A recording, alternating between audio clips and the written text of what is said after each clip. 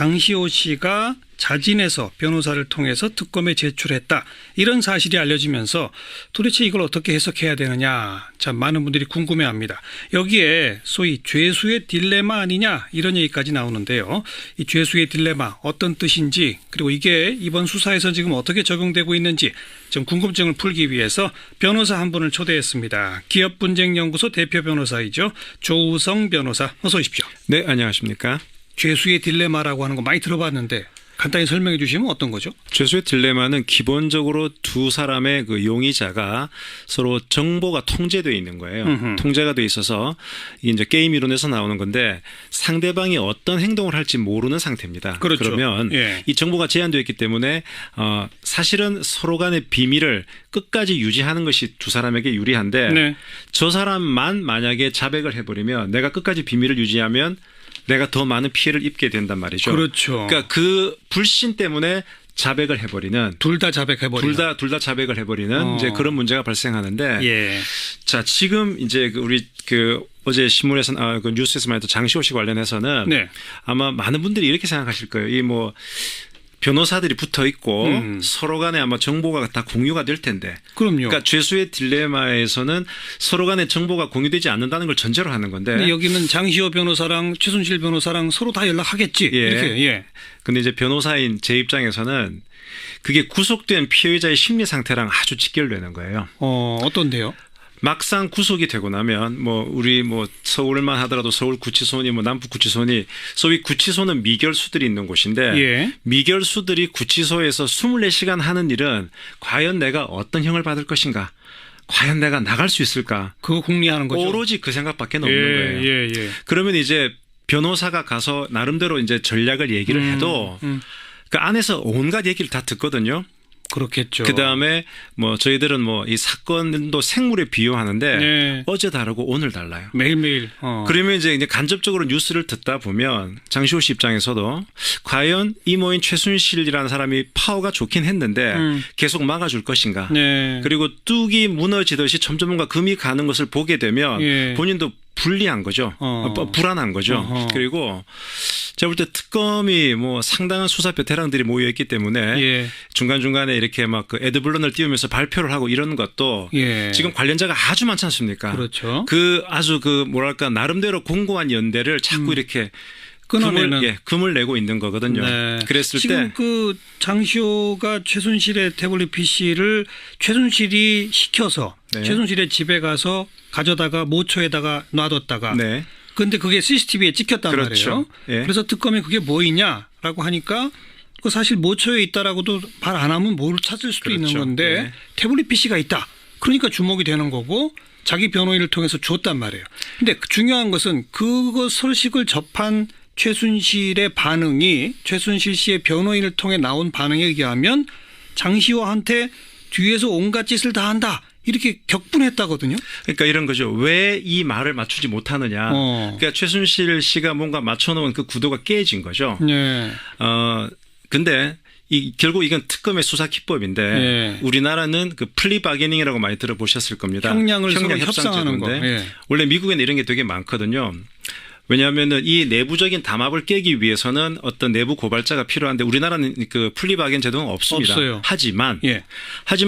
우리나라는 기소 편의주의, 기소 독점주의라고 그래서 예. 검사가 공소권에 아주 큰 권한을 행사할 수가 있거든요. 물론이죠. 그다음에 이렇게 기소를 하더라도 어느 적용 법조를 할 것인가가 검사가 좀 정할 수 물론이죠. 있고 또 판사가 나중에 판결문을 쓸 때 예. 주로 이렇게 집행유예로 석방을 해줄 때 들어가는 문구가 있습니다. 피고인은 수사에 적극 협조해서 반성을 했고 그러니까 언론에 나오는 거 보면 장시호 씨가 아들을 그렇게 보고 싶다고 그랬지 않습니까? 그래서 술술술 진술한다는 거 아니에요? 특검 입장에서는 계속 우리의 주 대상은 최순실 씨다. 예. 같이 그럴 필요 없지 않느냐. 그런 되게 심리적인 접근이 있지 않았나 싶습니다. 그러면서 장시호 수사에 적극 협조하면 당신한테는 좀 가벼운 형량의 죄로 구형할 수도 있다. 그렇죠. 이렇게 일종의 협상에 들어갔을 수도 있다. 그래서 만약에 장시호 씨가 전과가 많아서 이런 경험이 많은 사람 같으면 또 모르겠는데 처음 들어갔을 거란 말이죠. 예. 그러면 사실은 특검 입장에서는 이 호랑이 앞에 그냥 생쥐죠. 얼마든지 요리가 가능한 부분이라고 저는 생각합니다. 또 이런 케이스가 지금 특검 수사에서 보이는 게 있습니까? 제가 볼 때는 지금 2대 그 부정입학 사건에서 사실 교수님들은 예. 학교에만 계셨잖아요. 예. 이게 특검에 가게 되면 세상이 달라요, 사실은. 그 특검들이 이렇게 오르고 뺨치고 하는 그 과정을 예. 버텨낼 수가 없거든요. 예. 그래서 제가 볼 때 이대 그 부정입학 사건에서도 꽤 많은 균열이 나타날 것 같습니다.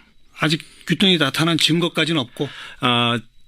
몇몇 지금 균열이 지금 왜냐하면 지금 이제 뭐 이런 대목이 있어요. 네. 최초로 구속된 유철균 교수가 예. 자신은 김경숙 학장의 부탁을 받고 그렇죠. 그런 예. 얘기를 했잖아요. 예. 그러니까 그런 부분도 사실은 이제 끝까지 자기가 철옹성처럼 막다가 네. 약간 그 수사에 협조를 하는 거죠. 예. 그러니까 특검은 계속 우리의 메인 타겟은 당신이 아니야. 위로 간다. 예, 협조를 해. 예. 그게 이제 검찰들이 주로 쓰는 방법입니다. 그래서 그런가요? 블랙리스트 관련 수사도 지금 특검이 굉장히 속도를 내는데 네. 김기춘, 조윤선을 맨 뒤에 놔두고 네. 지금 전부 밑에서부터 가고 있잖아요. 원래 그 기업 수사가 그렇습니다. 사원, 대리부터 불러서 자료를 이렇게 쫙 확보를 해 놓습니다. 네. 그러면 위에 이제 사장은 변호사를 대동하고 가서 완전히 부인하려고 이렇게 가면 네. 검사님이 저기 힘 빼시지 마시고요. 지금 자료 다 있거든요. 부인하시면 저희들 영장 칠 수밖에 없습니다. 네. 그래서 이제 밑에부터 가게 되는 거고 그래서 뭐 보통 저희들 변호사들은 그 가장 약한 고리 한 고리가 딱 끊어지면 전체가 다 이제 드러나는 거죠. 네. 그러니까 검사들은 누가 약한 고리인지 그거는 그 사람의 어떤 뭐 성정이라든가 예. 그 사람의 배경 이런 것들에 따라서 세게 특별히 타겟으로 이렇게 하는 그런 사람이 있어요.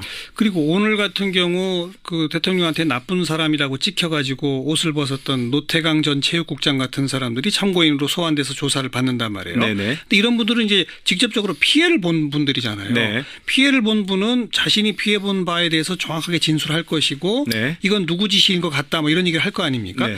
동시에 지금 정확히 이름은 안 나오지만 현직 문체부 공무원들을 다수 지금 참고인으로서 조사를 했다는 거거든요. 네. 그러니까 그런 게 조금 아까 말씀하신 사원 대리부터 불러서 네. 자료 확보하는 그 차원이다. 그러니까 한 100마디 말을 하면 그중에서 정말 특검이 정말 이렇게 잘 쓸 수 있는 한 두세 마디 말이 있는 거죠. 그런 것들을 모자이크를 다 끌어모은 다음에 예. 나중에 제일 정점에 있는 사람에게 들이미는 거죠. 예. 네. 그럼 바로 이런 것도 지금 장시호, 최순실 씨와 같은 그런 죄수의 딜레마하고도 다 연결된다고 다 봐야 연결됩니다. 됩니까? 그래서 이 사실 단독범은 자기 혼자만 어떻게 뭐 잘 하면 되는데 원래 이게 공범들이 있으면은 구치소 내에서도 서로 이렇게 접견 못하게 하거든요. 예. 철저하게 그걸 이제 막는 겁니다. 예. 그러면 정말 우리가 2인 상박이라 그래서 다리 이렇게 묶어가지고 걷지 않습니까? 그렇죠. 만약에 10명이 다리를 이렇게 묶어가지고 한번 간다고 생각해 보십시오. 한 명이라도 이 핀트가 어긋나면 다 무너지거든요. 다 무너지죠. 그러니까 오히려 이렇게 관련자가 많은 사건일수록 특검은 여러 가지 그 약한 고리를 잘 찾을 수 있지 않겠나 싶습니다. 예. 하긴 이번에 특검은 참 이례적으로 구치소까지 압수수색을 하더라고요. 상당히 저도 참 처음 봤는데요. 네. 사실 뭐 저는 좀 그런 생각이 들더라고요. 특검이 원래 수사를 원래 잘하는 사람들인가. 근데 저는 우리나라 검찰도 수사 잘 하거든요. 그런데 어떻게 보면 특검은 국민들의 지지를 받고 네. 별로 눈치를 안 보는 거죠. 예. 그러니까 우리나라 검찰이 만약 그냥 모든 제한 없이 마음대로 한번 해봐 그러면 특검처럼 했을 거예요. 다 이 정도 실력을 갖고 저는 이 있죠? 정도 실력 갖고 다 보면 검찰 출신들이니까요. 예. 근데 그게 여러 가지 뭐 앞선 정부에서 눈치도 보고 그랬던 그래서 검찰도 이번에 보면 특검에 사실 검찰 조직들이 많이 들어가 있지 않습니까? 네. 하나의 자존심 회복이라는 그런 프레임을 가지고 있더라고요 보니까. 네. 자, 그러면 이 영역별로 한번 나눠서 봅시다. 네. 블랙리스트 부분은 조금 아까 얘기한 것처럼 이제 문체부 하위 공직자부터 피해 본 사람부터 이게 다양하게 지금 포석을 깔아서 거의 최종점을 향해 가고 있는 거예요. 네. 전직 장관까지 이미 구속영장 청구가 된 상태니까. 네. 자, 뇌물죄의 경우는 네. 이건 기업하고 돈을 받은 측하고 네. 이거는 서로 금가게 만들기가 어려운 대목 아닌가요? 왜냐하면 우리는 뭔가를 대가성을 바라고 돈을 줬다라고 하는 순간 기업도 처벌받으니까 자기는 절대 대가성 없었다고 할 것이고 이건 어떻게 할 수 있습니까? 그렇죠. 사실 뇌물죄는 이게 소위 그 쌍방범죄거든요. 네, 예. 받은 사람은 수뢰죄, 준 사람은 증뢰죄. 그렇죠. 그래서 보통 뇌물죄는 보면 준 사람이 줬다고 하면 대부분 다 준 사람이 줬다고 하면 검사는 준 사람은 좀 적게 처벌하고 받은 사람을 처벌을 합니다. 네. 자, 근데 지금 이 같은 경우는 기업들이 걸려 있는 경우인데 사실 제가 만약에 삼성의 입장이라고 하더라도 뇌물을 줬다는 것보다는 강요에 의해서 압력을 받고 협박을 받아서 이제 돈을 줬다 그러면 예. 공갈죄가 되는 거거든요. 예. 그러면 이제 피해자로만 남는 거예요. 그렇죠. 그런데 지금 특검은 원래 뇌물죄라고 하는 것은 돈을 주고 받았던 그것과 직무와 연관성, 그렇죠. 직무 연관성을 대단히 보거든요. 예. 근데 뇌물죄는 직무 연관성이 점점점 넓게 보고 있어요. 그러니까 만약에 12월 1일 날 돈을 주고 12월 3일 날 인허가를 받았다. 네. 요즘은 그렇게 안 하거든요.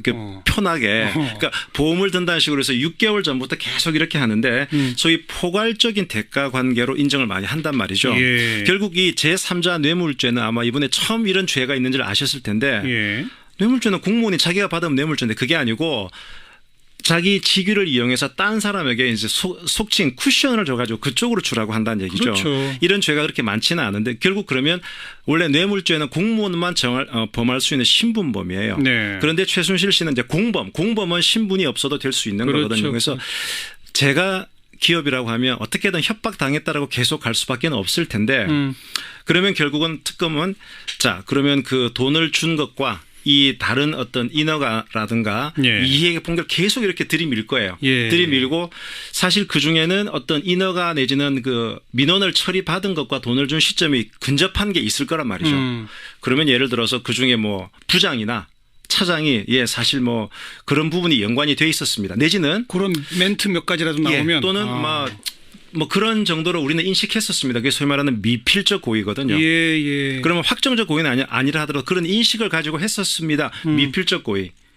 저는 특검이 아마 그런 쪽으로 갈 것 같습니다. 미필적 고의에 의한 네. 포괄적 대가를 노린 그렇죠. 이런 식으로. 예.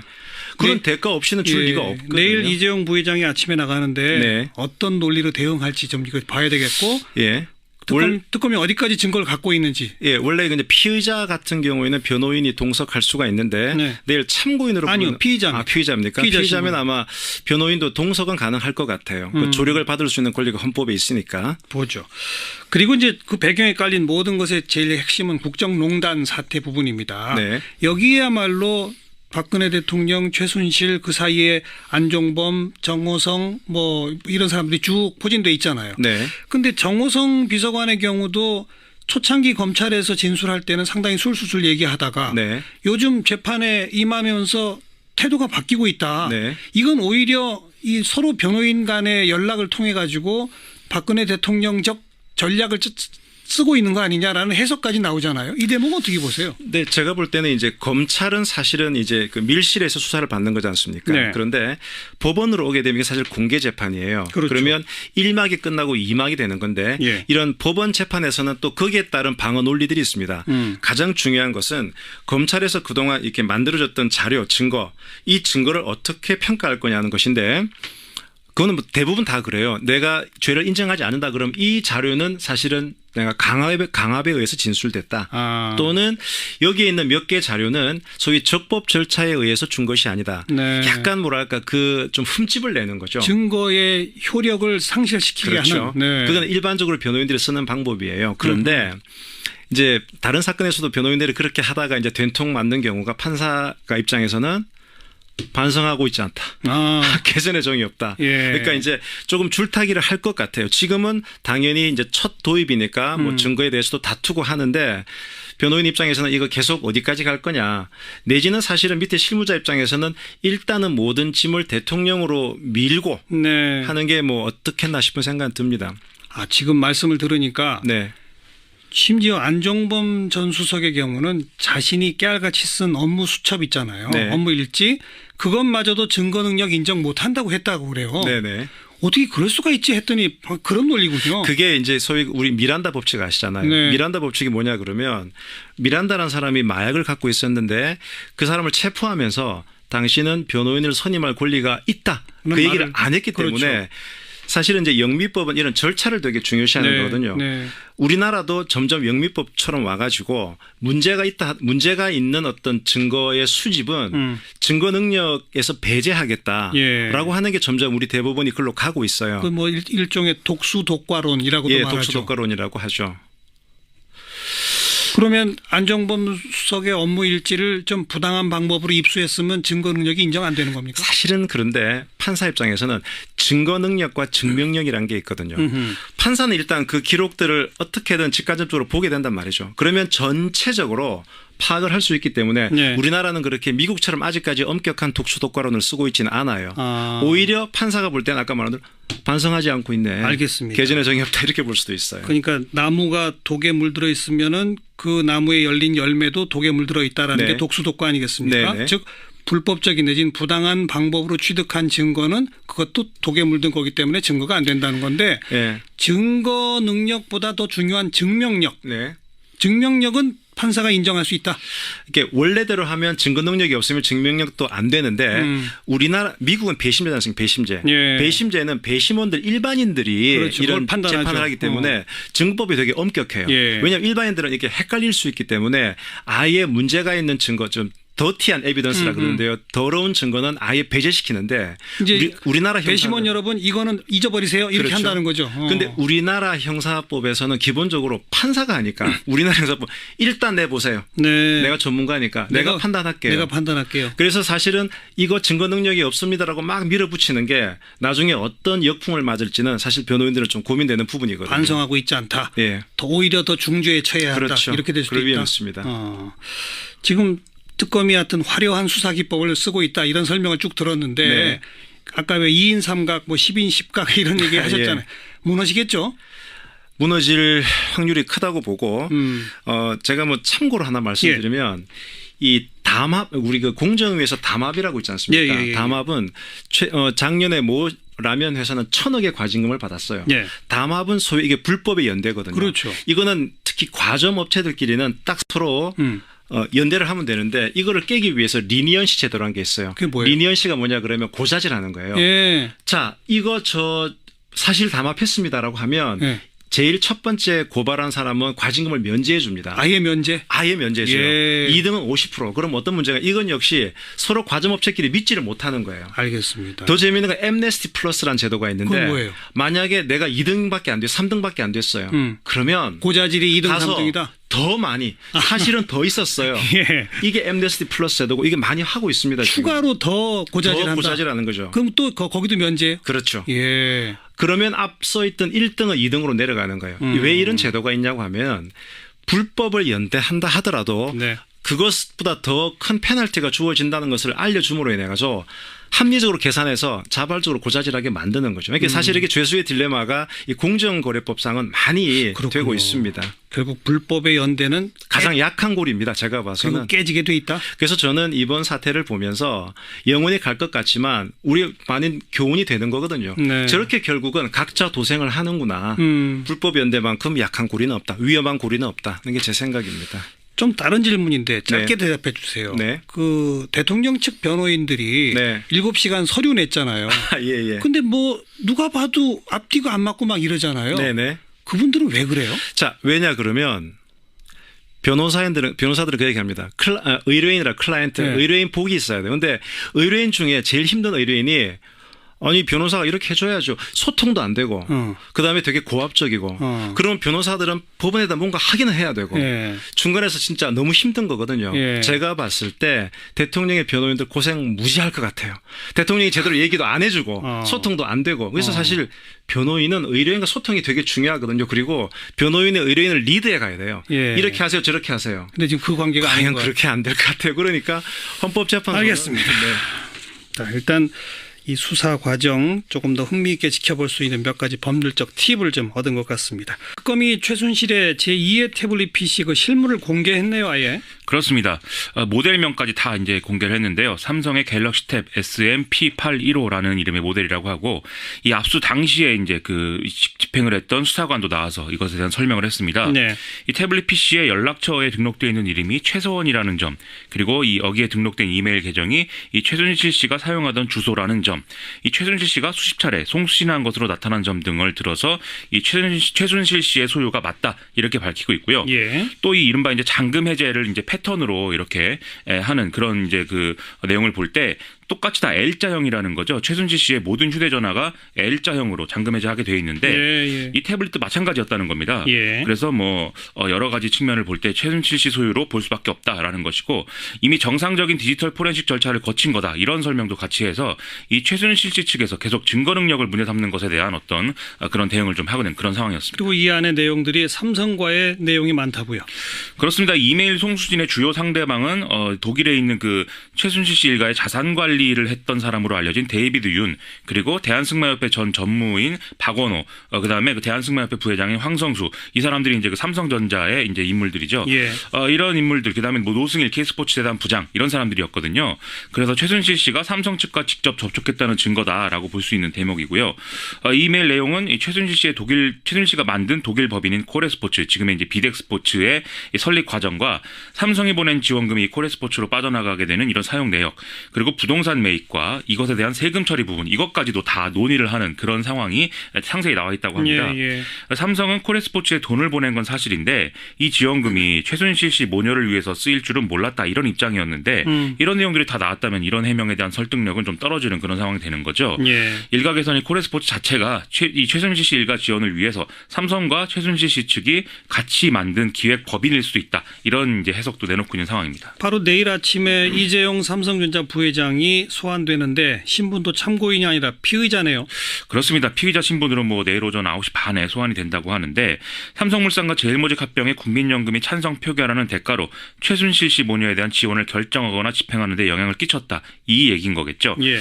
박근혜 대통령을 겨냥한 뇌물죄 수사가 막바지에 들어섰다. 이런 뜻으로도 받아들여진다. 이런 해석도 나오고요. 지금 특검이 내리고 있는 판단은 박근혜 대통령과 이재용 부회장이 여러 차례 단독 면담을 하면서 이런 일련의 거래를 주도했다라는 것입니다. 예. 박근혜 대통령은 2014년 9월에 대구 경북 창조경제혁신센터 개소식 이후에 이재용 부회장을 따로 불러서 승마 유망주 지원 이걸 요청을 했다는 것이고 그 이듬해 3월에 삼성이 대한승마협회 회장사를 맡게 되었다는 것이죠. 네. 정유라 씨에 대한 지원 로드맵도 이 시기에 구체화된 것으로 추측이 되고 있고요. 이후에 2015년 5월 말쯤에 삼성물산 제일모직 합병 결의 공시가 났고 7월 달에 보건복지부 산하 국민연금공단이 합병 찬성을 의결했다는 거죠.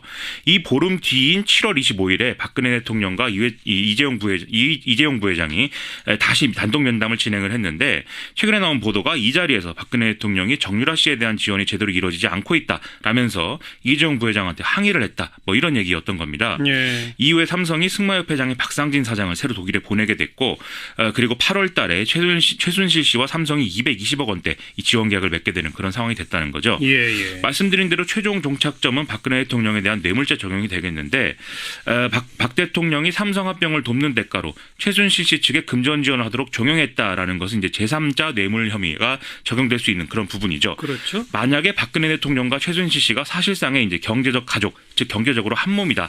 이 사안이 판명이 되면은 직접적으로 뇌물을 받았다. 직접적인 뇌물죄다. 이 적용도 가능한 그런 그렇죠. 상황이라는 거고요. 예. 특검팀은 이재용 부회장의 조사를 마무리한 뒤에 구속영장 청구를 포함한 신병 처리 방향을 다 결정할 방침이다라는 건데 지금 원론적으로 모든 가능성이 다 열려 있다. 이런 발언하고 있는 상황입니다. 내일 아주 주목되는군요. 그리고 그렇습니다. 또 이 태블릿 PC에는 국정교과서 관련 문제에 최순실 씨가 개입한 정황이 나온다고요.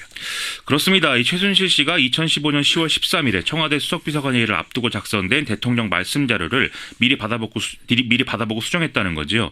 대한민국에 대한 확고한 역사관과 자긍심을 심어주는 노력을 하지 않으면 우리는 문화적으로도 역사적으로도 다른 나라의 지배를 받을 수 있습니다. 이런 내용인데 당시 정부가 중고등학교 한국사 교과서의 국정화 방침을 공식 발표한 게 바로 이 전날이었거든요. 예. 또 박근혜 대통령이 미국 방문을 위한 출국을 3시간 앞두고 예정에 없던 수석비서관 회의를 열어서 이 대목을 그대로 읽었기 때문에 상당한 이제 국정농단 혐의가 좀 드러나는 대목이다 이렇게 볼 수가 있겠죠. 예. 이에 대해서 정호성 전 비서관도 최근 특검 조사에서 이날 이루어졌던 이제 말씀 자료를 수석비서관 회의 전날인 12일 날 최순실 씨에게 보낸 사실을 특별히 기억하고 있다 이렇게 진술한 것으로 보도가 되기도 했거든요. 네. 이 사안에 대해서 최순실 씨의 수정 사항이 유난히 많았다라는 얘기인 겁니다. 네. 그리고 오늘 박근혜 대통령한테 그 나쁜 사람이라고 찍혀서 공직에서 물러난 노태강 전 체육국장이죠. 문체부에 그렇습니다. 특검에 가서 조사받았죠. 그렇습니다. 2010 2013년 5월에 청와대 지시에 따라서 진재수 당시 문체부 체육정책과장과 함께 이 최순실 씨의 딸 정유라 씨가 출전한 승마대의 판정 시비를 조사하고 최순실 씨 측과 반대 측 모두 문제가 있다 이런 취지의 보고서를 올렸다가 나쁜 사람이더라라는 평가를 받고 공직에서 물러나게 된 그런 이제 사례죠. 그렇죠. 이거 대해서 이제 이런 보도가 나오니까 류진용 전 장관이 뭐 거의 틀리지 않는 얘기다라고 말을 하면서 사실 확인을 해준 그런 예. 상황이었습니다. 오늘 참고인 자격으로 특검팀에 출석을 했는데 외압 때문에 물러난 게 맞느냐라는 취재진의 질문에 자의에 의해서 나간 것은 아니다 이렇게 분명히 답변을 하고 있고요. 박 대통령이 뭐 나쁜 사람으로 지목했다는 거 처음 알았을 때 어떻게 생각했느냐라고 물어보니까 굉장히 당황스러웠다라고 회고를 하는 그런 상황이었습니다. 네. 이 부분에 대한 혐의가 특검에서 명확하게 밝혀지면은 박근혜 대통령이 헌법에 규정된 직업공무원제도 및 공무담임권 위반 혐의 이게 이제 분명해지는 그런 상황이 되는 건데요. 결국 탄핵 인용 결정의 근거가 늘어나는 그런 상황까지도 이어질 수 있을 것으로 보입니다. 그렇죠. 그리고 오늘 소위 블랙리스트 버스라고 하는 게 세종시를 향해 갔다고요? 그렇습니다. 이게 정부가 이른바 문화예술계 블랙리스트를 만들었다는 정황을 듣고 분노한 문화예술인들이 뭐 문체부 앞에 가서 기자회견, 거리공연 이런 항의 행동을 하겠다는 건데요. 오전 10시에 서울의 광화문 광장에서 결의대회하고 세종시에 있는 문체부 청사를 향하는 이 버스에 올랐는데 이 버스 이름이 블랙리스트 버스라는 거고 예. 약 200명 정도가 참여했다고 합니다. 네. 그 블랙리스트 버스에 저희 서자키의 박서정 PD가 동승을 해서 현재 세종시에 가 있습니다. 한번 현장을 연결해 보죠. 박서정 PD 나와 있죠? 네, 안녕하세요. 세종시에서 박선영 PD입니다. 오늘 하루 어떤 일들이 있었는지 좀 정리해 주세요. 네, 문화예술인들 200여 명은 오늘 블랙리스트 버스를 타고 오후 1시쯤에 세종시 문체부 청사 앞에 도착을 했어요. 도착하자마자 일단 이분들을 막아서는 경찰 병력이 눈에 띄었고요. 또 도로를 점령하지 말라는 경고 방송이 계속 나오고 있었습니다. 예. 하지만 문화예술인들은 이에 굴하지 않고 도깨비굿이라는 굿을 시작을 합니다. 그래서 이렇게 신나게 판을 시작을 했고요. 또 검은 비닐봉지를 쓰고 조윤선 장관의 사퇴와 구속 수사를 촉구하는 침묵 시위도 이어졌습니다. 예. 네, 근데 아무래도 문화예술인들이다 보니까 사방에서 여러 가지 문화예술 행동들이 쉴 틈이 없이 이어졌어요. 한쪽에서는 조윤선 장관 인형을 이분들이 트럭에 실어서 내려갔는데 여기에 검은 물감을 뿌리면서 구속 퍼포먼스를 하기도 했고 또 다른 한쪽에서는 예술인들을 검열하는 정권에 부역하는 문체부, 더러운 문체부를 깨끗하게 해주겠다라면서 청소 퍼포먼스를 하는 분들도 계셨습니다. 예. 예술인들이 오랫동안 정부에 참 쌓인 게 많았던 것 같아요. 어떤 분들이 참여하셨어요? 네, 블랙리스트 버스는 광화문에서 백기환 통일문제연구소 소장의 발언을 듣고 시작을 했는데요. 백기환 선생은 연세가 상당히 많으신데도 모든 일정을 소화하면서 나중에는 목이 쉴 정도로 박근혜 구속해라. 구속을 하더라도 종신형을 내려야 한다라고 외치면서 문화예술인들을 독려했고요. 예. 그 외에도 전국 각지에서 정부의 블랙리스트에 분노한 예술인들이 모여서 문화행동을 지금 벌이고 계십니다. 가장 인상적인 게 있는데요. 도착하자마자 전국에서 몰려온 어린 고등학생, 대학생들이 한 70분 정도 되는 것 같아요. 노란색 우산을 들고 블랙리스트 예술인들 환영합니다라는 피켓을 들고 서 있었는데 예. 이분들은 자기도 나중에 문화예술인이 되고 싶은데 정부가 그들을 지원하기는커녕 블랙리스트를 만들어서 돈을 끊고 있다니 너무 답답한 마음에 올라왔다라고 전하더라고요. 네. 지금은 뭘 하고 있고요? 앞으로는 어떤 게 계획되어 있습니까? 네, 지금 들리실지 모르겠지만 지금 저녁 식사를 마치고 7시부터 청사 앞에서 문화제를 하고 있고요. 날씨가 굉장히 춥습니다. 근데도 지치지도 않고 계속 문화예술 행동을 이어가고 있습니다. 이제 앞에 이거 끝나면은 문체부 앞에 설치한 천막 텐트에서 단합대회가 자유롭게 있을 예정이고요. 예. 하룻밤을 여기에서 지내고 내일 아침 8시 문체부 청사 앞에서 조윤선 장관의 출근 저지투쟁 그리고 어허. 남은 기자회견을 할 예정입니다. 예. 저도 여기서 하룻밤을 함께 지내고요. 내일 서울로 돌아갈 예정입니다. 예. 참고로 제가 오늘 문체부 옆을 기웃거리다가 조윤선 장관이 오늘 출근을 하지 않았다는 얘기를 듣기는 했어요. 이건 좀 사실 확인이 필요할 것 같긴 한데 내일 조윤선 장관을 아침에 만날 수 있을지 이왕이면 만나기를 기대해 보겠습니다. 네. 이 추운 날씨에 그 텐트에서 뭐 난방기구 같은 거라도 있습니까? 난방기구 없어서 핫팩으로 버티고 있습니다. 아이고 고생들이 많으시네요. 네. 예, 무사히 행사 마치고 내일 돌아오세요. 네, 내일 뵙겠습니다. 예. 그래서 온갖 짓을 다 한다. 이렇게 격분했다거든요. 그러니까 이런 거죠. 왜 이 말을 맞추지 못하느냐. 그러니까 최순실 씨가 뭔가 맞춰놓은 그 구도가 깨진 거죠. 네. 근데 결국 이건 특검의 수사 기법인데 예. 우리나라는 그 플리 바게닝이라고 많이 들어보셨을 겁니다. 형량을 서로 형량 협상하는 거. 제도인데 예. 원래 미국에는 이런 게 되게 많거든요. 왜냐하면은 이 내부적인 담합을 깨기 위해서는 어떤 내부 고발자가 필요한데 우리나라는 그 플리바겐 제도는 없습니다. 없어요. 하지만 예.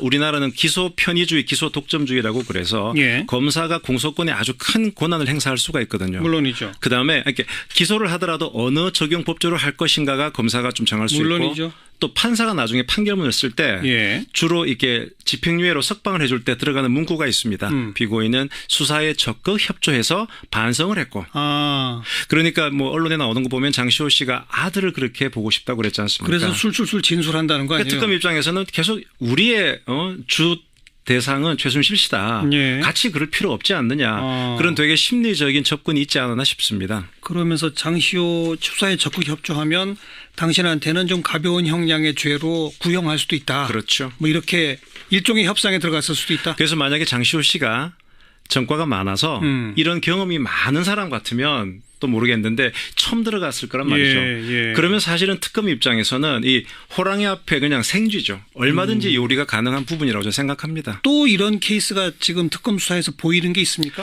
제가 볼 때는 지금 이대 그 부정입학 사건에서 예. 사실 교수님들은 예. 강시호 씨가 자진해서 변호사를 통해서 특검에 제출했다. 이런 사실이 알려지면서 도대체 이걸 어떻게 해석해야 되느냐. 참 많은 분들이 궁금해합니다.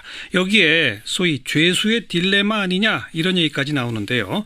이 죄수의 딜레마 어떤 뜻인지 그리고 이게 이번 수사에서 지금 어떻게 적용되고 있는지 좀 궁금증을 풀기 위해서 변호사 한 분을 초대했습니다. 기업분쟁연구소 대표 변호사이죠. 조우성 변호사 어서 오십시오. 네, 안녕하십니까.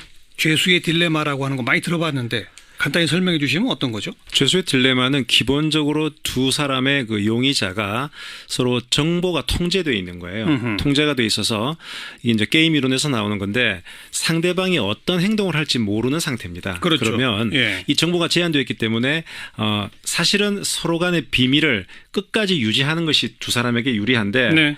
저 사람만 만약에 자백을 해버리면 내가 끝까지 비밀을 유지하면 내가 더 많은 피해를 입게 된단 말이죠. 그렇죠. 그러니까 그 불신 때문에 자백을 해버리는 둘 다 자백해버리는. 둘 다 자백을 해버리는 이제 그런 문제가 발생하는데 예.